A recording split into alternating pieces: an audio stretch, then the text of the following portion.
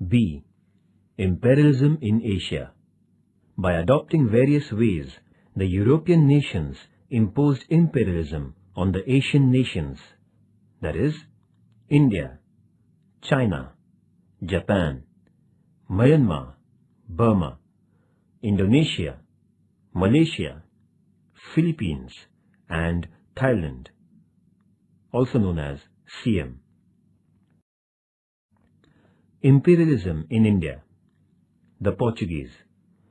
Vasco da Gama, the Portuguese sailor, came to the Calicut, port of India, via South African peninsula in the year 1498 AD. Calicut is a port on the western coast of India. Vasco da Gama was allowed business concessions by King Zamorian. The Portuguese initially had great importance in the Indian politics. However, the Portuguese tried to propagate their religion, expand their rule, and business at the same time. Therefore, they couldn't set up an empire in India. They got restricted to Goa, Diu, and Daman Islands only. The imperialism in China. China is the biggest nation in terms of population in the Asian continent. It was considered to be a dormant nation till the second half of the 18th century. The Chinese people believed their culture to be the most superior of all the cultures in the world. It was the Manchurian from 1644 to 1911 which was held responsible for allowing a gigantic China to be brought under the reign of the Europeans. The Portuguese, who came to China via the sea route, were the first European traders there. They alighted at the Canton port of China in the year 1517. They were allowed concessions within the Canton port. Later on, the Portuguese captured the Macau port. After the Portuguese, the traders from France, England, in China. The coastal region of China was used by them for setting up commercial centers. Nevertheless, China didn't allow anybody to interfere into its internal region for almost 200 years. The Chinese society was molded in the ancient Confucian philosophy. The 8-point regulation announced by China imposed several restrictions on Europeans. Those who wanted to enter into China were made to pay tributes to the Chinese emperor at reconciling with China. China began earning a lot of profit by virtue of selling tea, silk, and China vessels. After the Industrial Revolution, the face of China got drastically changed. The Western goods started to sell in China. For the promotion of trade, the European traders in China established an organization named Kohong. The imperialism in Japan. Japan, a nation located to the far east of Asia, is known as the land of rising sun. The Portuguese, the Spanish, and the Dutch people had been more or less involved in business with Japan from the 16th century. As these people tried to spread Christianity in Japan, they were expelled. Japan became a self-centered nation. The doors of Japan had been closed for the European nations for 150 years. As a result, Japan was known as a recluse, that is, hermit nation.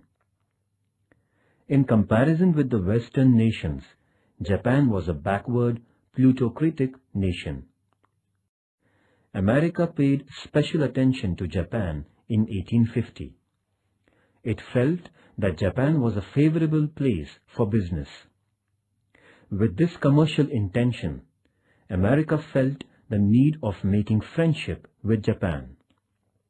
In the year 1852, Commodore Matthew Perry was appointed as a chief of the American Naval Mission to Japan. Thus, Commodore Matthew Perry first came to the Gulf of Edo in Japan in 1853. He made a request to the Japanese government for ensuring safety to the American ships within the marine boundaries of Japan, along with business concessions. The British. With the purpose of initiating business with India, the East India Company was set up by Britain in the year 1600 AD. When the British came to India, North India was ruled by the Mughals. In 1615 AD, the East India Company was permitted to erect a business centre in Surat by Badshah Jahangir. The policy of the company was concerned with only business in the beginning. However, the East India Company started to dabble in Indian politics as the Mughal rule began to show the signs of decline, with intra-dynasty conflicts cropping up after the death of Badshah Aurangzeb. The absolute rule of the British. Lord Dalhousie introduced doctrine of lapse and undertook the mission of merging the local princely states into the British Empire by rejecting the adopted successors in Jhansi, Nagpur, Satara, Sambhalpur, Udaipur, etc. The state of Ayodhya was merged under the pretext of maladministration. Other princely states were deprived of the periodic pensions and brought under the English Empire. Thus, in the 100 years between 1757 and 1857, almost the entire region of India was brought under the governance of England. The rise of British rule in Bengal. The British victory in the Battle of Plassey in 1757 and the Battle of Buxar in 1764 paved a way for the foundation of English rule in India. The expansion of British rule in South India. In the second half of the 18th century, South India had the domination of the Nizam, Hyder Ali, and the Maratha rulers. Hyder Ali was defeated by the British in collaboration with the Nizam and the Marathas. Afterwards, Tipu Sultan, the son of Hyder Ali, too was defeated. There had been 3 battles between the Marathas and the British between 1775 and 1818. Muharji Shinde defeated the British in the first of these battles. However, in the second battle, the British army came off with flying colours. Finally, Bajirao II had to face defeat at the Battle of Ashti at the hands of the English army, and the Maratha rulers were subdued. The Nizam had accepted the subsidiary alliance system. This system forced Nizam to station British army at his cost. Thus, the subsidiary alliance agreement helped the British to expand their territories in India. The power expansion in Punjab. After the defeat of Marathas, except for Sikh power, all princely states in India were under the British rule. It was Maharaja Ranjit Singh who organized the members of the Sikh community. The East India Company was under the threat of the Maharaja. The British would not do any damage to the Sikh reign as long as Maharaja Ranjit Singh was on the throne. The Sikh Empire had spread in the regions of Punjab, Sindh, Kashmir, and areas in Pakistan. In the wake of Maharaja Ranjit Singh's death in 1839, the quarrels among the successors of the Sikh Empire became an advantage for the British. The English Empire won the vast region under the Sikh Empire between 1845 and 1849. The Karnataka battles between England and France. In the Karnataka region, there sprang up a conflict in the bickering business affairs between England and France on the one hand, and the politics at the court of the Nawab. On the other hand, all the first three battles fought in the Karnataka region were caused because of the rivalry between England and France. The first battle in this region was won by the French due to the bravery of their commander Dupleix, whereas the second battle was won by the British as their commander Robert Clive showed greater war strategy that his French counterpart could do, and the French had to bring about a treaty at Pondicherry with England. In the third battle, in the year 1760, England defeated the French army at Vandivash in Karnataka. As a result, there came into being a commercial domination of British. Thus, after the defeat of the French, the imperial roots of British got deeper into the Indian soil. The cutting of the Chinese watermelon. The imperial European nations acquired various commercial concessions from China. The economic domination of China by these nations can be seen as follows. First, England controlled the business and excise of China. Second, France had the Chinese postal service under its authority. Third, Chinese railways were dominated by Europe. China was divided under the power sectors of the imperial nations. This has been known as the cutting of the Chinese melon. America had an understanding that, like the African continent, China would be divided. The French. The French began their trade in India from the year 1625 AD. However, the French dominated Chandranagar, Pondicherry, Karaikal, Yanam, and Mahe. The Open Door Policy. America came out with its Open Door Policy in 1899 with the intentions of avoiding the actual political division of China and taking financial advantage. This policy consisted in equal rights for all nations to trade in China. All the imperial nations had given green signal to the American decision. However, Russia refused to comply with America and China remained undivided.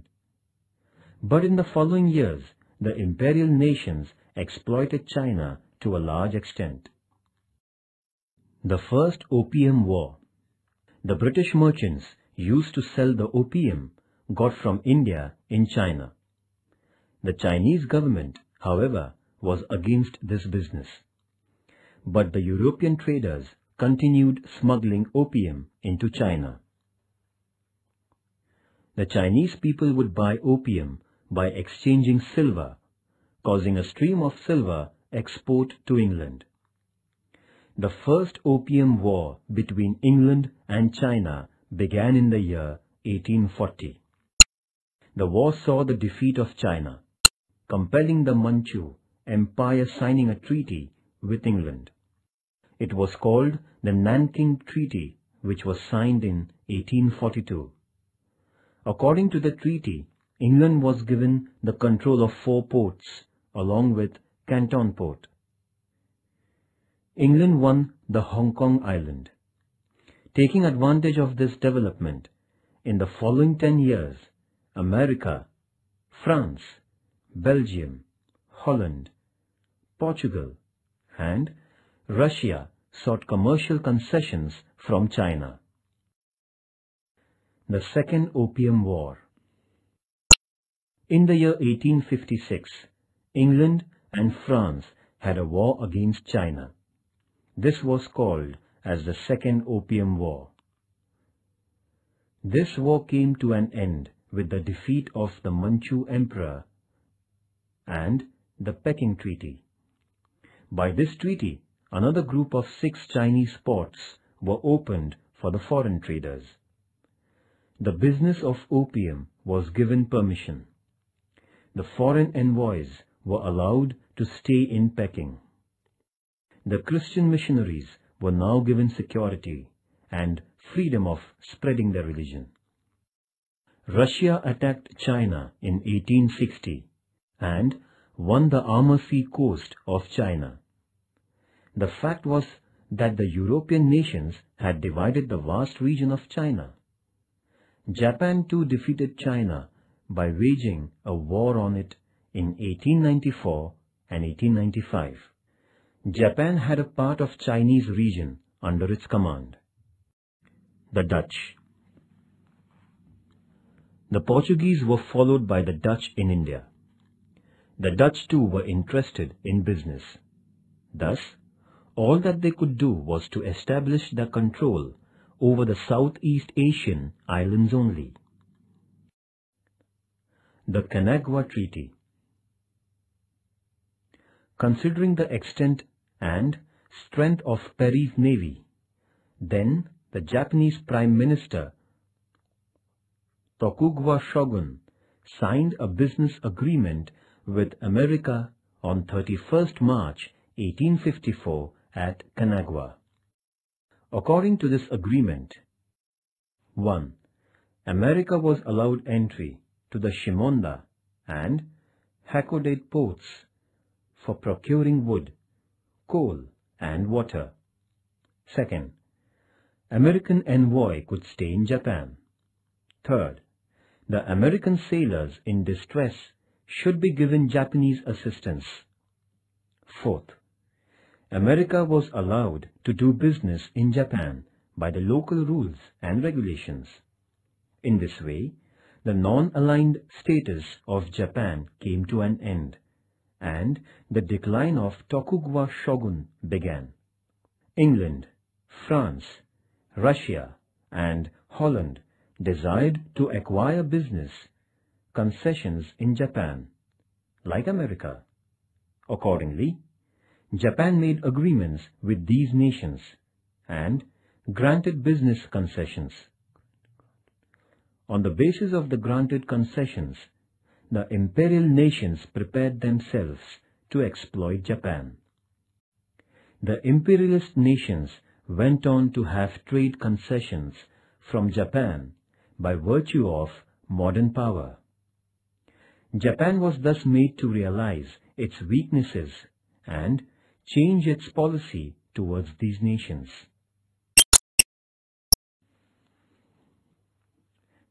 It was during this period that the unrestrained shogun governance was subverted by the Meiji Revolution. Japan modernized itself by drastically changing the economic, political, and social fields, seeking motivation from the scientific and artistic development with which the European nations had defeated Japan. After modernizing itself, Japan endeared the policy of imperial expansion. On the one hand, it made an announcement that Asia was for the people of Asia and Japan for the Japanese. And on the other, with a view to imperial expansion, it defeated the powerful nations like China and Russia and annexed regions belonging to China. Japan brought Korea and Formosa under its empire. Japan, the nation which was a victim of imperialism, became a powerful imperial nation in Asia.